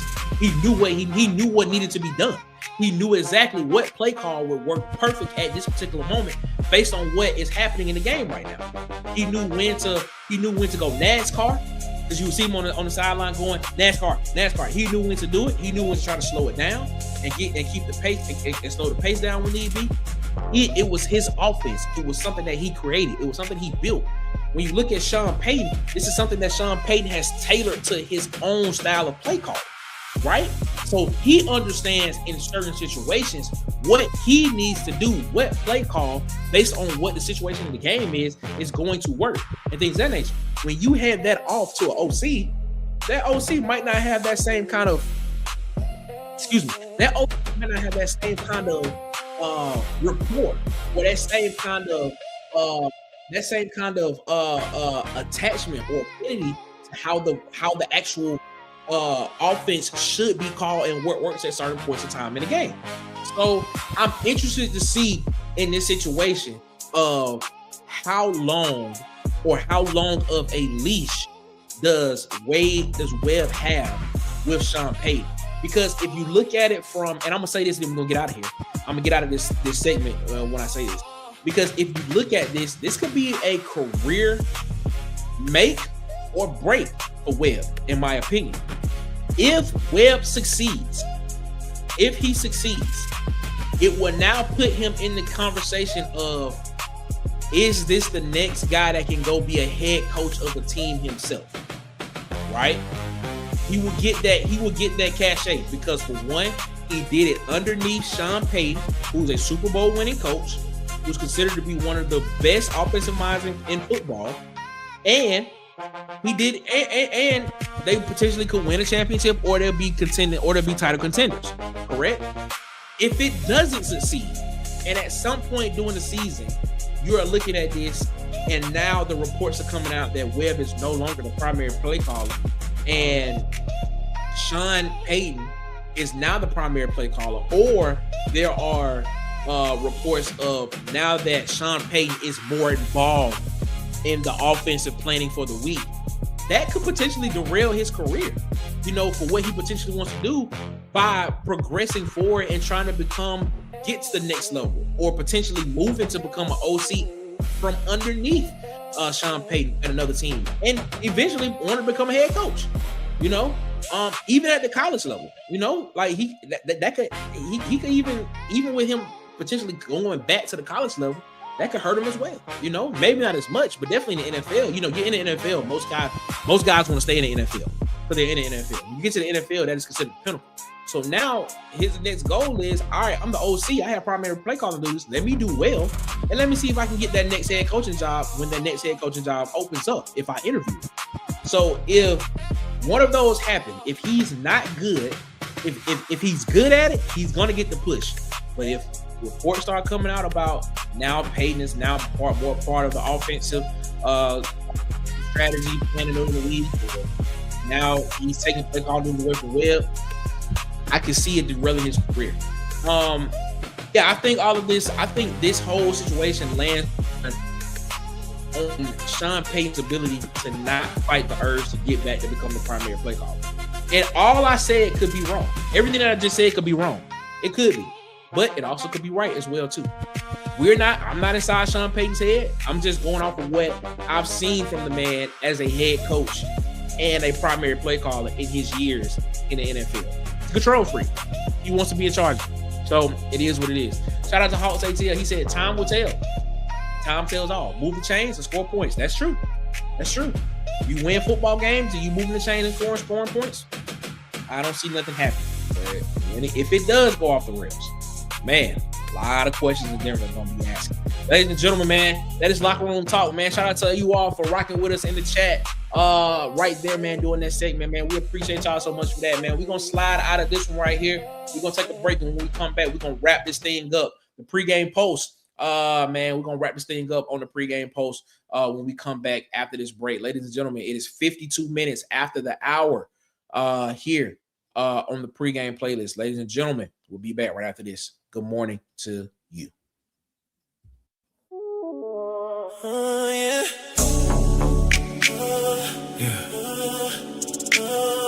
For him,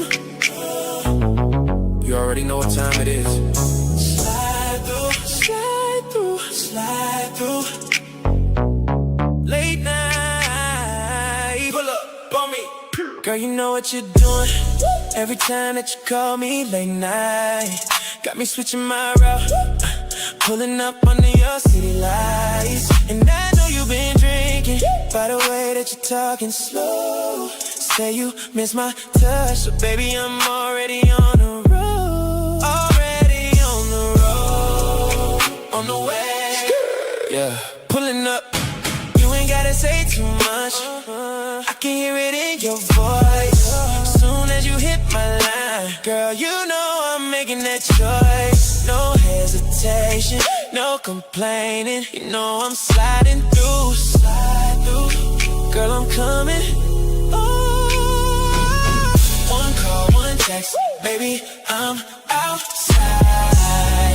No sleep all week, but for you, I'll try. Late night, red lights, hands on your thigh. Anytime you need me, girl, I'm sliding through the night. Slide through, anytime. Slide through, slide anytime. You call me, baby, I'm sliding through. Slide through, call my line. I know what you like, candles lit when I walk in. Music low, your body telling me don't stop then. You say these other dudes never really doing up, but every time you call my phone, you know I'm pulling up right now. Yeah, you know it. Your mornings just changed. Turn up your speakers right now. The pregame playlist is on. Let's go. Yeah.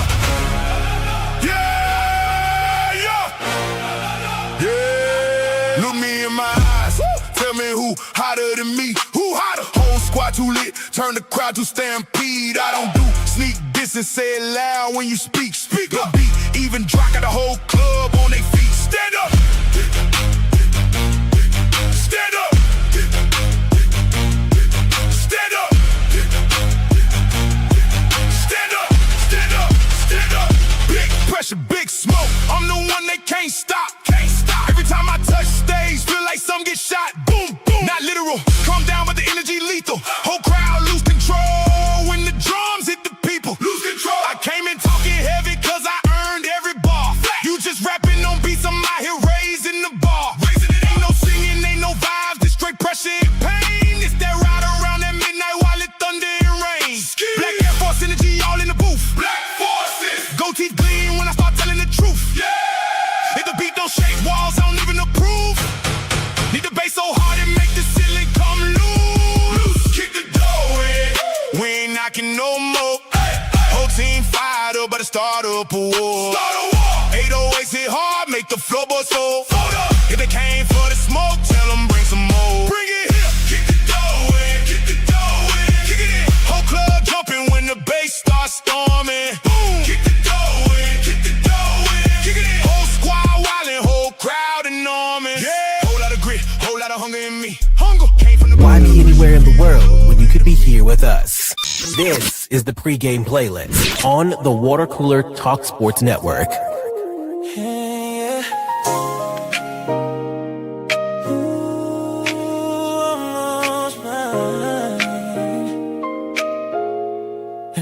Met you on a Friday, golden hour club.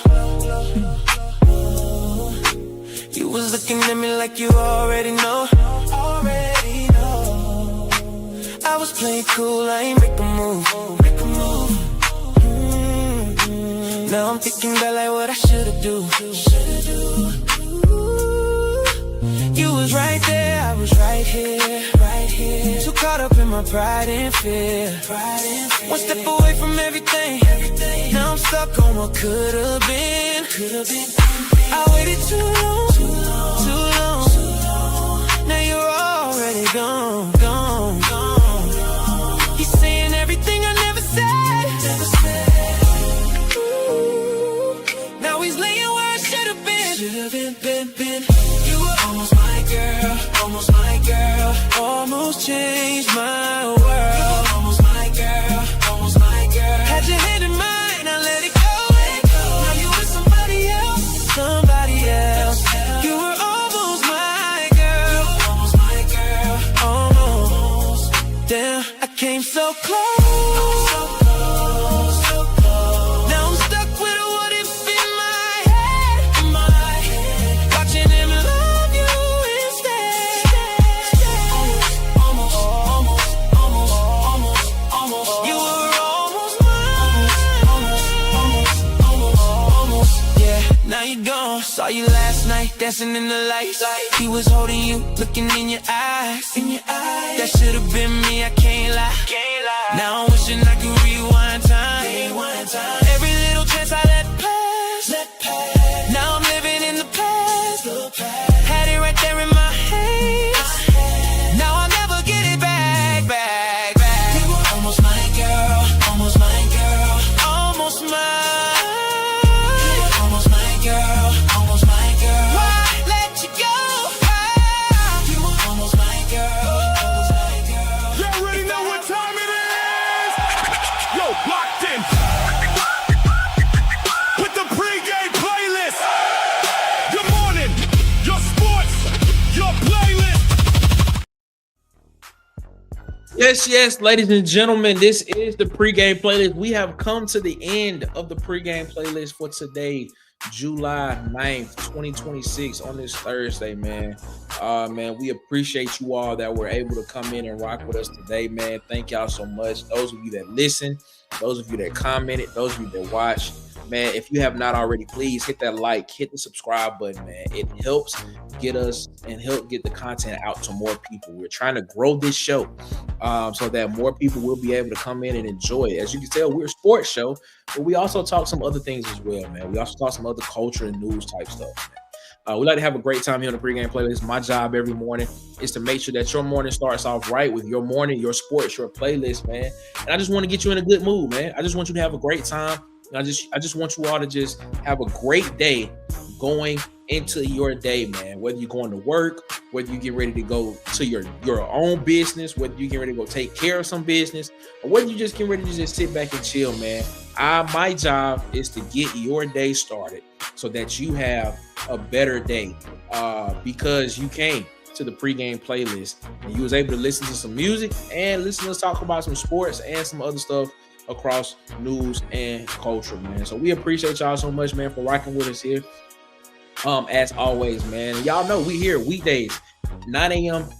Eastern, 8 a.m. Central Standard Time, man, on the pregame playlist, man. Thank y'all so much, man. Shout out to my guy Ant for coming in and rocking with me in the first hour, man. He busy, so he was able to come in and rock with me, man. Shout out to Ted, shout out to DC Wolf, shout out to Bubba from Bubba and the Old Man. Shout out to my guy, my partner in this thing, Marcus Fitzpatrick, man.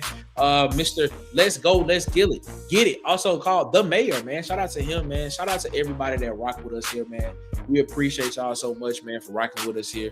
As always, man. Shout out to Big Sarge in the chat. Shout out to Hawks ATL in the chat. Shout out to a troll Campbell who's in the chat. My guy, King Richard.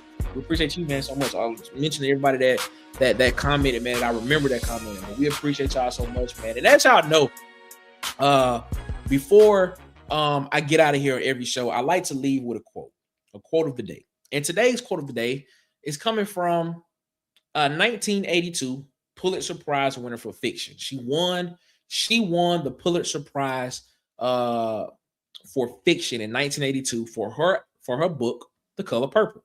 And it's none other than Alice Walker. And the quote for today, ladies and gentlemen, the quote from Alice Walker is this. She says, "The most common way people give up their power is by thinking they don't have any." You're now listening to the pregame playlist. This is the pregame playlist, man. We appreciate you all so much, man, for rocking with us here, man. We will be back tomorrow morning, 9 a.m. Eastern, 8 a.m. Central, here on the pregame playlist on Water Cooler Talk Sports Network. Ladies and gentlemen, you all have a great rest of your day. You all have a good morning. We're signing off. We'll see you tomorrow. Peace.